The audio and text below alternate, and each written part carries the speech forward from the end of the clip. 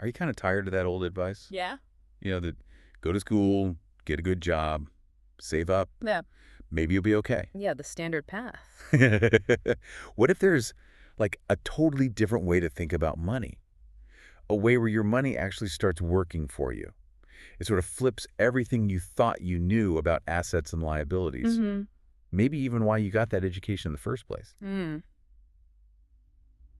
Welcome back to the Deep Dive, everyone. Today we're diving into a source that, well, it really shook things up in personal finance and still does. Rich Dad, Poor Dad by Robert Kiyosaki. A huge bestseller for decades. Exactly. And our mission here is to unpack the core ideas, the really surprising insights, maybe even some controversial bits, pulling straight from the book to give you the key takeaways. We're tailoring this just for you.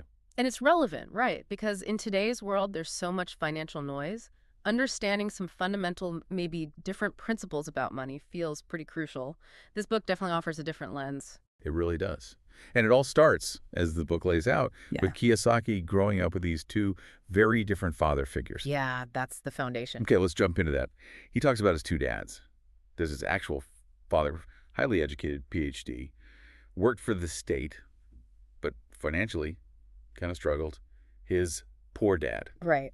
And then there was his best friend's dad, who didn't have nearly as much formal education, but ended up becoming really wealthy in Hawaii. That's the rich dad. Such a stark contrast. It is. And they had these fundamentally opposing views on money, like one saying the love of money is the root of all evil, The classic line. while the other's take was no, the lack of money is the root of all evil. Imagine being a kid hearing those two things constantly. Wow. Yeah, it must have forced him to really think, to question everything, and then, choose his own way instead of just inheriting one viewpoint. Mm-hmm. And I think that's maybe the first big lesson right there, that critical thinking about money is essential. Don't just accept the status quo.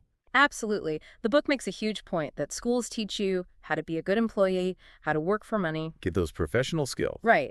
But they almost never teach you about how money itself works, how to manage it, how to invest it, how to make it work for you.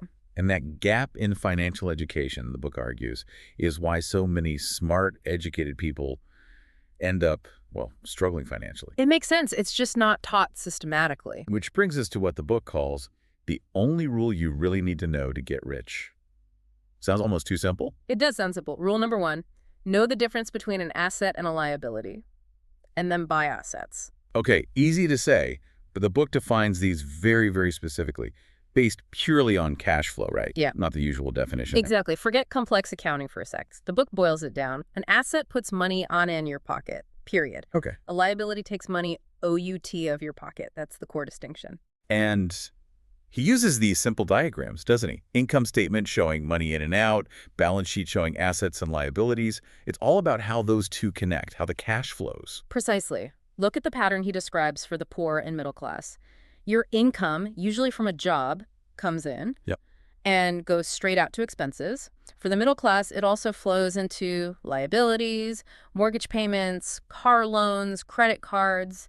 Stuff that costs you money every month. Right. Oh, yeah. The money is just flowing out constantly. Whereas for the rich, the diagram flips. Income flows primarily from the asset column. Exactly. Assets like businesses, real estate, stocks, they generate income. That income covers your expenses, and crucially, the extra cash gets plowed back into buying more assets. So the money flows in from assets, creating this positive feedback loop. It's a totally different pattern. And this is why the book makes the controversial point that for many people, their house isn't actually an asset. Because it takes money out. Mortgage, taxes, upkeep. Right. It functions like a liability in terms of cash flow. Now, an income property, like a rental, that puts money in your pocket. That's the asset in this view. Understanding that flow, that difference, is supposedly the key to escaping what he calls the rat race. Ah, yes, the rat race. That hamster wheel feeling, You work harder, you get a raise. Great. But then your expenses creep up, lifestyle inflation, higher taxes. You're working more, but not really getting ahead, just running faster to stay in the same place. It sounds exhausting. And the book says this is driven by emotions. Yeah, primarily fear and desire. Fear of, not paying the bills, getting fired, having no money. Yeah, basic survival fears. And desire, or maybe greed, wanting the nicer car, the bigger house, the luxuries. These feelings, the book says, often override logic and keep people trapped working for money. So the way out is to flip that. Make money work for you. That's the core idea. Break the cycle. And this leads into developing what the book calls financial intelligence or financial IQ, and this idea of minding your own business. Right. It's not just about your salary, your professional skill. It's about what you do with that money, your financial smarts. Minding your own business means essentially focusing on building up your asset column. So even if you have a regular job? Keep the job if you need it. But your real business is acquiring assets. Keep your expenses low, cut down liabilities, and just diligently buy things that generate income. And he lists examples of these real assets. Yeah, things like businesses that can run without you having to be there 24/7, income-producing real estate rentals, obviously stocks, bonds, maybe notes you hold, intellectual property like royalties. Things that put money in your pocket. That's the test. And he contrasts the patterns.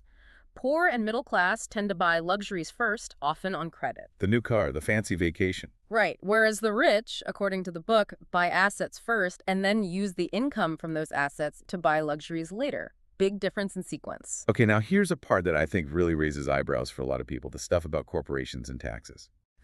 Yeah, this can be a bit of an eye-opener. The book argues the rules of the money game are, well, different depending on your structure. It talks about how taxes originally targeted the rich. The Robin Hood idea. But eventually the burden shifted heavily onto the middle class, and the wealthy learned how to use legal structures, specifically corporations, to play the game differently. So how does that work? What's the difference in cash flow?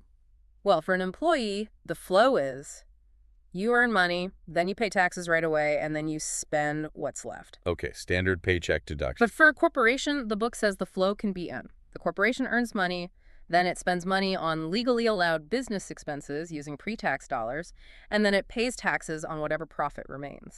So expenses come out before taxes. That's the major advantage highlighted. The book gives examples suggesting things like parts of vacations could be board meetings, cars, insurance, even meals might be legitimate corporate expenses paid with pre-tax dollars. That sounds like a massive loophole. The book presents it as a key strategy the rich use legally, and it argues that not understanding these structures, financial ignorance, makes people financially vulnerable.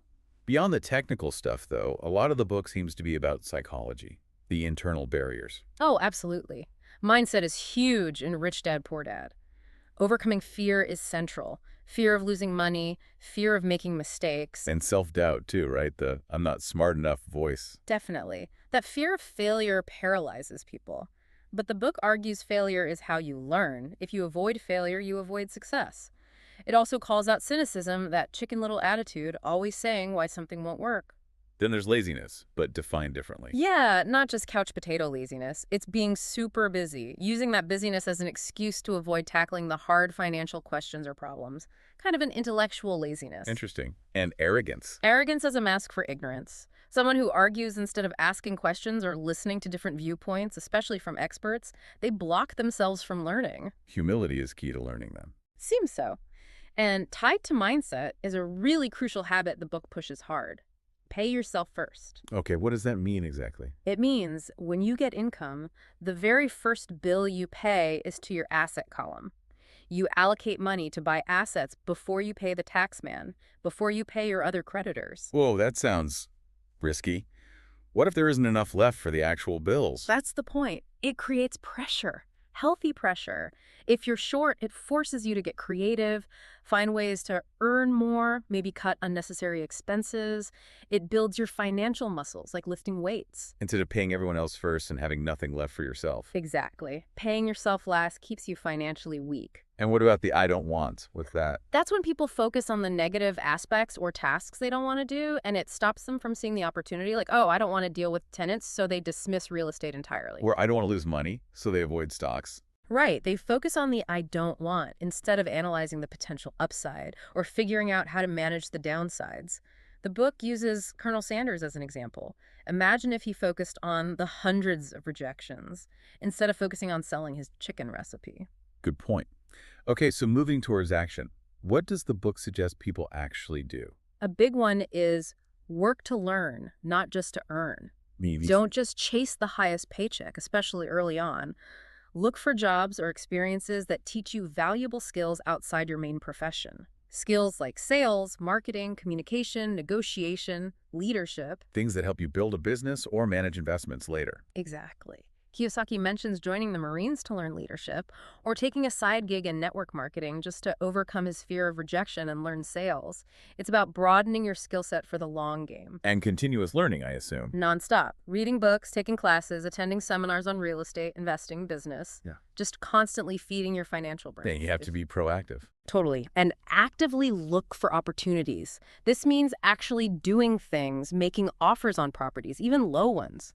Looking for bargains when markets dip. Thinking bigger. Learning from history. So not just passively waiting for a hot tip. No. It emphasizes that great opportunities are seen with your mind. Your financial education allows you to recognize value where others don't. You can sometimes even make a bad deal good if you know what you're doing. What about getting help? Does he advocate DIY everything? Quite the opposite, actually. Pay good professionals, brokers, accountants, attorneys. Well, Why? because the right team should make you money or save you far more than they cost. Yeah. They handle complexities, save you time, bring expertise. Trying to do it all yourself, like for sale by owner, can be penny-wise and pound-foolish. That makes sense. Build a team. Yeah. And the book also mentions a specific tool Kiyosaki created, the cash flow game. Oh, right. The board game. What's the deal with that? It's designed basically as a simulator for real-life finance based on these principles. You practice managing cash flow, buying assets, dealing with liabilities, but with play money. So it's like a practice field. Less risk. Exactly. You can make mistakes, learn patterns, see how different decisions play out, all without losing your shirt. It's supposed to engage you emotionally too, show your own habits and maybe those I don't wants in a safe space. Interesting. A learning tool disguised as a game. Pretty much. And the book sort of connects all this financial learning back to something broader, finding your path in life. How so? It suggests that getting your financial life in order isn't just about money, it's tied into your overall personal growth. Like, making real, lasting change financially often requires developing yourself mentally, emotionally, physically, spiritually. Like quitting smoking or changing your diet. It takes more than just deciding. Yeah, it's a holistic thing. The journey itself, the process of learning and growing financially and personally, that's kind of the real goal. He uses an analogy of two guys needing to get water to a village. The bucket carriers. Right. One guy just hauls buckets back and forth, working super hard every day like an employee trading time for money. The other guy takes time up front to build a pipeline. More work initially, maybe less immediate reward. But eventually, the pipeline delivers water effortlessly and reliably. That's the analogy for building assets or a business that works for you. Building the system, not just doing the labor. Precisely. Okay, so wrapping this all up, the big takeaway seems to be that financial intelligence, this different way of thinking, is key. Not just for getting rich, but for having control, having freedom. Yeah, and challenging that old idea that it takes money to make money. The book really pushes that money starts as an idea in your head. Changing your thinking is step one. And that final line from the book is pretty powerful. It's what is in your head that determines what is in your hands. Understanding assets versus liabilities, truly understanding it based on cash flow, facing your fears, committing to learn. Those are the steps on this alternative path the book lays out. So here's something for you, the listener, to think about. Based on those cash flow patterns we discussed, money flowing out versus money flowing in from assets, where is your money really flowing right now? Seriously, map it out. What does that tell you about the financial path you're on? We're really curious what concepts from this deep dive into Rich Dad, Poor Dad maybe challenged you or clicked for you. Let us know. Drop your thoughts, your questions, your aha moments in the comments below. And hey, if you found this valuable, give it a like. It helps others find it too. Definitely subscribe to the channel if you haven't already. We've got plenty more deep dives coming your way on fascinating topics to get you thinking. Thanks so much for joining us for this deep dive today. See you next time.